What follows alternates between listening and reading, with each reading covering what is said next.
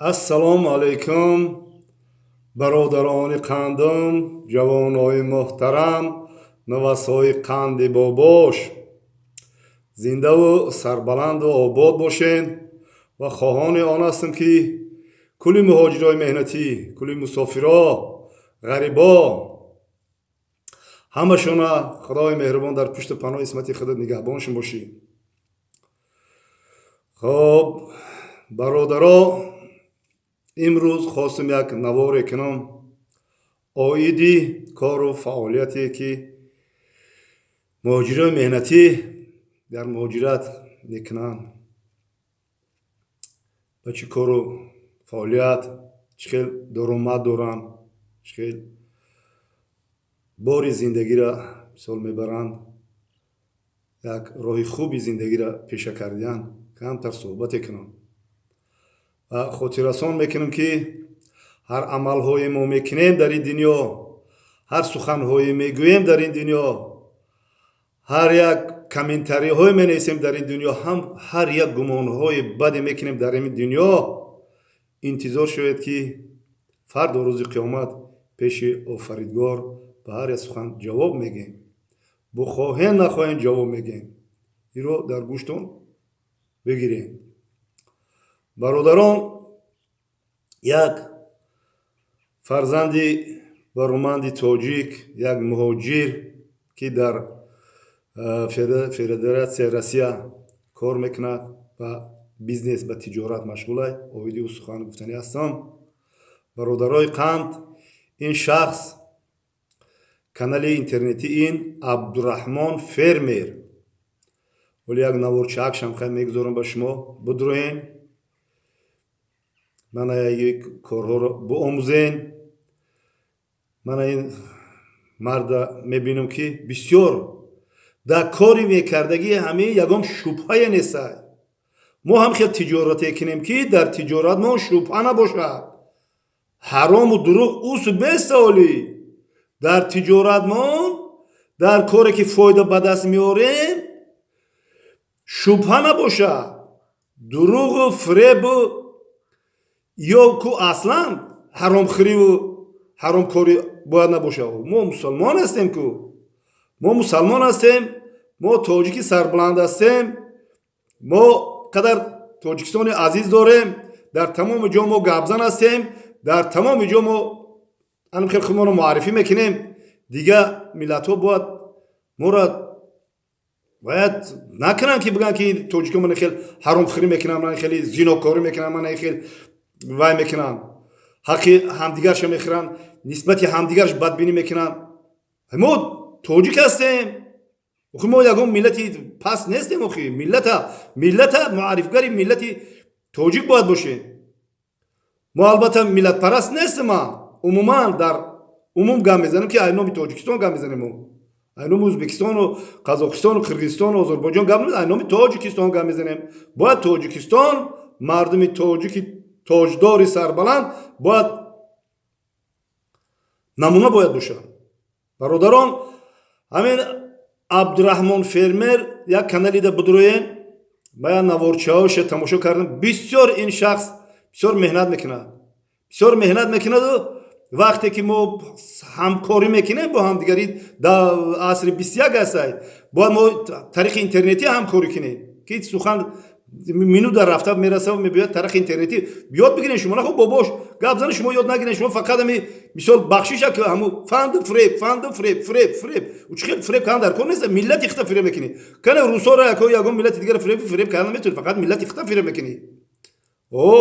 фребгар нашед. оли суҳбату бисёр аст.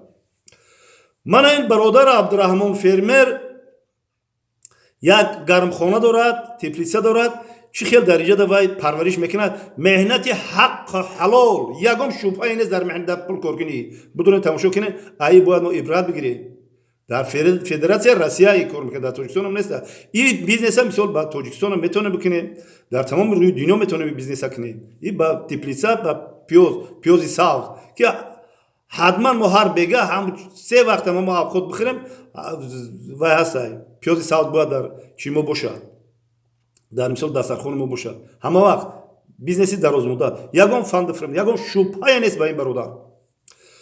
Ben baroda çi guftani hastım ki kam akın av internet durumundaysa kam sol vay keste ana tecrübe guzarındaysan hayır albatta ra'in durursa meğer ki ana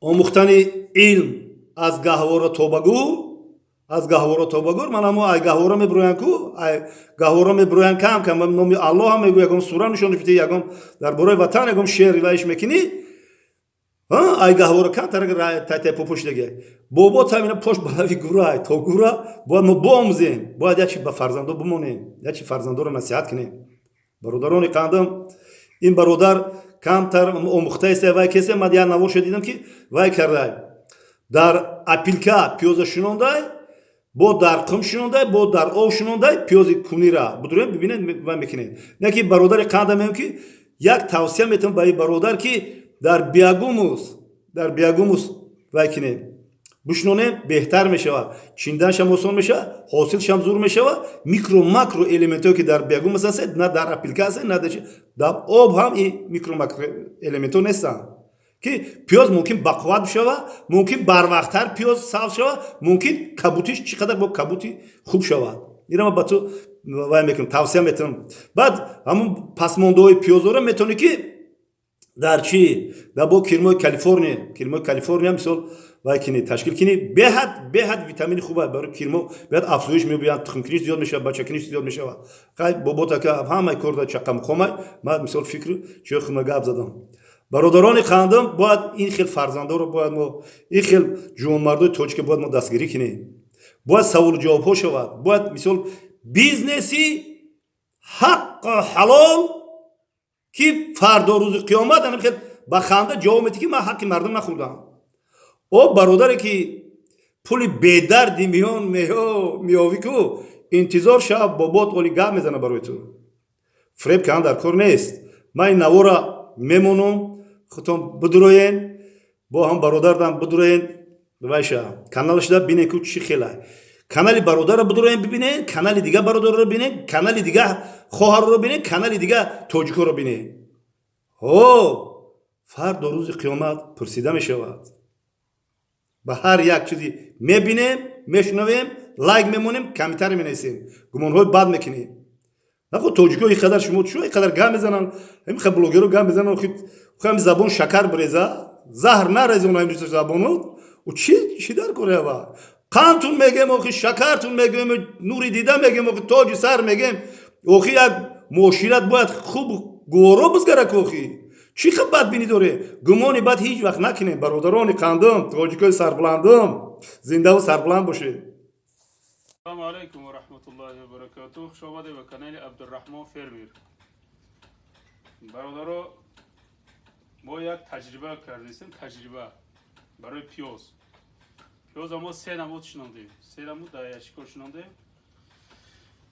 یکم نمود ما را همروز شنوندیم در قمی تازه ببینیم که چی خیلی حاصل میشه دیگه تجربه ما در اپلیکای این هم اپلیکای تازه فقط اپلیکای را ما شوشتیم برای که اپلیکای بریوزه کم ترک شور میشه اگر بشویی بهتره خوبه برای که پیازه نمیسوزونه سوم تجربه ما در آبی گرم آب دا ما هم ماندیم تجربه را میبینیم خلاص 3 تجربه داریم 3 تجربه هر 3 تجربه را ما دیدن میگیریم کدامش خوب میشه اگر تجربه ما دا بهترش اگر اپلیکا خوب شوه اپلیکا تجربه خوب شوه آسانتره